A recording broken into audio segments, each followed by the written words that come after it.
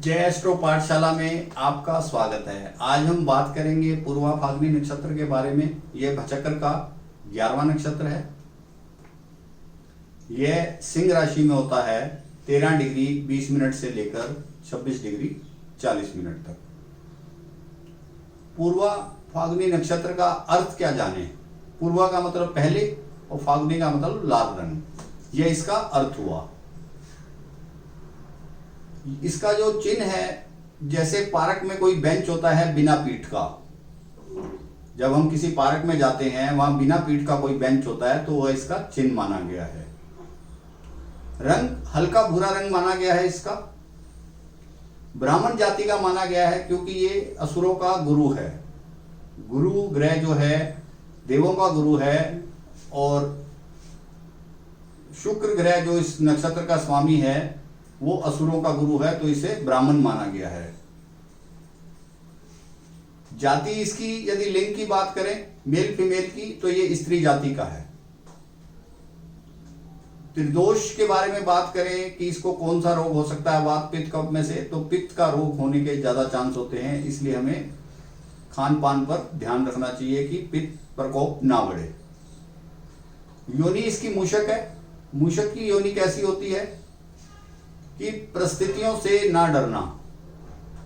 जब किसी परिस्थिति में आप फंस गए, अपने आप को डिसिप्लिन में कर कर, बैलेंस में कर कर, बुद्धि से काम लेना और रास्ता निकालकर आगे बढ़ जाना। जैसे एक मूषक होता है, पिंजरे में बंद होने के बाद पिंजरा काट के निकल जाता है, आजाद हो जाता है, तो ऐसी जातक की प्रवृत्ति होती है। स्ट्रगल लगातार करते हैं और कार्य को सिद्ध कर लेते हैं। यदि हम नाम अक्षर की बात करें तो नाम अक्षर में इसका अक्षर आएगा मो, टा, टी, टू। मो को हम पहला चरण लेंगे, टा को दूसरा चरण लेंगे, टी को तीसरा चरण लेंगे और टू को चौथा चरण लेंगे। यदि हम नाम अक्षर जातक के जन्म नक्षत्र के हिसाब से रखना चाहते हैं। राशि स्वामी इसका सूर्य है क्योंकि सिंह राशि में होता है ये, और नक्षत्र स्वामी वीनस शुक्रदेव स्वयं है। गण की यदि बात करें तो ये मनुष्य जाति का है। 3 तरह के गण होते हैं, मनुष्य, देव और राक्षस। नाड़ी इसकी मध्य नाड़ी है। जब हम विवाह में कुंडली मिलान करते हैं तो नाड़ी इसकी मध्य नाड़ी है, और योनि मिलान जब कुंडली मिलान करते हैं तब हम योनि भी देखते हैं, तो योनि इसकी मैंने आपको मूषक बताई। अब इसका थोड़ा स्थान के बारे में देख लेते हैं कि कौन कौन से स्थान इसके अंतर्गत आते हैं। पूर्वा फाल्गुनी नक्षत्र के अंतर्गत कौन कौन से स्थान आते हैं। उष्ण स्थान, गर्म स्थान जो है वो इसके अंतर्गत आते हैं। सुंदर बाग बगीचे, समुद्र का किनारा, नदी का किनारा, ये चीजें इसके अंतर्गत आती हैं। एंटरटेनमेंट की प्लेस, जो एंटरटेनमेंट के रंगमंच होते हैं वो स्थान इसके अंतर्गत आते हैं। एग्जीबिशन इसके अंतर्गत आते हैं। सुंदर भवन, बहुत बड़े विशाल भवन जिनको सुंदर ढंग से सुसज्जित किया हुआ है वो इसके अंतर्गत आते हैं। पर्यटन स्थल और कमर्शियल स्थान जो कि जैसे बुटीक हुआ या महिलाओं की कोई सामग्री हुई, ज्वेलर्स की दुकान हुई, ये स्थान इसके अंतर्गत आते हैं।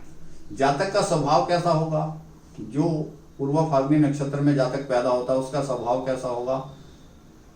वाणी शहद से भी मीठी होगी, पानी से थोड़ा प्रेम ज्यादा करेगा, भ्रमणशील होगा, घूमने वाला, घुमक्कड़ जिसको कहते हैं। पर्सनैलिटी बहुत खूबसूरत, भौतिक सुखों का अंबार, धनी होगा। संतान कम हो सकती है। लोगों को आगे धकेल कर, कंपटीशन में लोगों को पीछे धकेल कर, लोगों को धकेल कर आगे या पीछे जैसा भी अपना काम कर लेता है। डिसिप्लिन नाम की चीज नहीं होती। जब ये कंपटीशन में आता है सारे डिसिप्लिन भूल जाता है, उसमें ये थोड़ा कमजोर पड़ जाता है और लेकिन अपना कार्य साध लेता है। अंग में इसके जो हमारे शरीर के गुप्त अंग हैं 7वें भाव के और 8वें भाव के, वो अंग आते हैं। दाहिना हाथ आता है, होठ आते हैं इसके अंतर्गत, और दिशा साउथ ईस्ट दिशा का ये स्वामी है। साउथ ईस्ट दिशा इसको अच्छी रहती है। अब हम बात कर लेते हैं शुभ कार्य क्या क्या कर सकते हैं इस नक्षत्र में, मुहूर्त में। यदि हम मुहूर्त देख रहे हैं, रोमांस का कार्य, विवाह का कार्य, किसी बड़े अधिकारी से मिलना हो वो कार्य, उससे अपना काम निकलवाना, कोई संधि समझौते के कार्य, ये कार्य हम कर सकते हैं। विभाग में जो उच्च अधिकारी होते हैं उनसे फेवर लेना, ये समय अच्छा है। चित्रकारी का ये समय अच्छा है। एंटरटेनमेंट का कोई कार्य करना है उसके लिए समय अच्छा होता है जब ये पूर्व फाल्गुनी नक्षत्र होता है। हम भू संपदा, कोई बहुत बड़ी विशाल भूमि खरीदना चाहते हैं या कोई और प्रॉपर्टी खरीदना चाहते हैं, महंगी खरीदारी करना चाहते हैं, लेविशली शुक्र से रिलेटेड, वो इस समय कर सकते हैं। किसी नए भवन का निर्माण कार्य शुरू कर सकते हैं। मुहूर्त में इसको बहुत अच्छा माना गया है क्योंकि कार्य तेजी से चलता है। मास की बात करते हैं, कौन से महीने में होता है? फागुन मास का पूर्वार्ध है ये। जो फागुन मास हमारा होता है उसका शुरू का हिस्सा इसका मास होता है।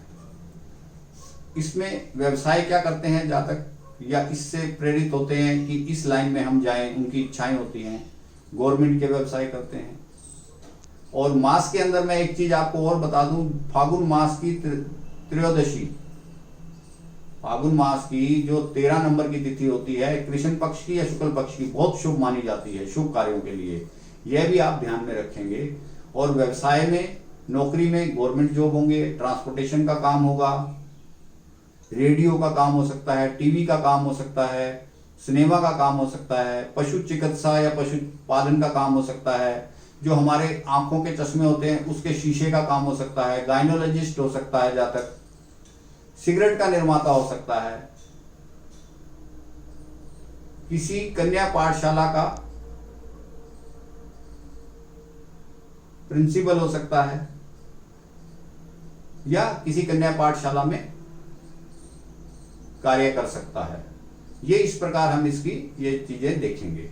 या जल से रिलेटेड कोई कार्य कर, जेल से रिलेटेड, जेल में जो अधिकारी होते हैं, सुपरिटेंडेंट, जेल से रिलेटेड कार्य कर सकता है, जेल के अंदर उसको जॉब मिल सकता है, इस प्रकार से वो कार्य करता है। अब हम बात कर लेते हैं इसके नक्षत्र के चरणों की। यदि इसका पहला चरण आता है, पहला चरण सिंह राशि में कब आएगा? 13 डिग्री 20 मिनट से लेकर 16 डिग्री 40 मिनट तक। इसके अंदर सूर्य इसका नवांश स्वामी हो जाता है और राशि स्वामी भी सूर्य है। यदि सूर्य, मंगल, केतु सपोर्ट कर देते हैं, अच्छे प्रभाव में है इसी नवांश में, तो जातक बहुत सत्ता का अधिकारी हो जाता है, बहुत बड़ी सत्ता का अधिकारी हो जाता है। लेकिन उसमें शर्त यह है कि हमारा जो पूर्वा फाल्गुनी नक्षत्र है वो विकसित होना चाहिए। पूर्वा फाल्गुनी नक्षत्र विकसित होना चाहिए। अब हम दूसरे चरण की बात करते हैं, सेकंड चरण की, जो बुध के नवांश में आता है। राशि स्वामी सूर्य, नवांश स्वामी बुध। तो वाणिज्य के काम से लाभ होगा। वाणिज्य का मतलब मेरा व्यापार से है, इन चीजों से उसको लाभ होगा। और तीसरे चरण की बात करते हैं जिसका स्वामी स्वयं शुक्र होगा और राशि स्वामी जो इसका सूर्य होगा। ये पुष्कर नवांश में आता है। पुष्कर नवांश को बहुत अच्छा माना जाता है। तो जातक अच्छी तरक्की करता है। शर्त यही है कि वह विकसित होना चाहिए। जो हमारा पूर्वा फाल्गुनी नक्षत्र है पीड़ित नहीं होना चाहिए। अब चौथे नवांश की बात करते हैं। इसमें शुक्र, सूर्य और गुरु को सपोर्ट करते हैं। शुक्र को सूर्य और गुरु सपोर्ट करते हैं। हालांकि इसका राशि स्वामी सूर्य है, नवांश स्वामी मंगल है, लेकिन सूर्य और गुरु इसको पूरा सपोर्ट करते हैं। यदि यह उसका सपोर्ट अच्छा हो तो जातक घर की तरफ ध्यान बहुत देता है, क्योंकि ऐसे जातक थोड़े प्रेमी स्वभाव के होते हैं। यदि सूर्य और गुरु सपोर्ट कर दे तो वो घर की तरफ ध्यान काफी देता है, उसके परिवार में पूरा ध्यान रहता है। और यदि कोई ये इनमें से पूर्वा फाल्गुनी नक्षत्र में से कोई चरण पीड़ित हो तो उसका उपचार है। उपचार की वीडियो में उसके बारे में बात करेंगे। तो आज हमने बात की पूर्वा फाल्गुनी नक्षत्र के बारे में। यदि यह वीडियो आपको अच्छा लगा हो तो इसे आप लाइक कीजिए, शेयर कीजिए और मेरे चैनल को भी सब्सक्राइब कीजिए, जिससे कि मेरा आने वाला वीडियो सीधा आपको मिलता रहे।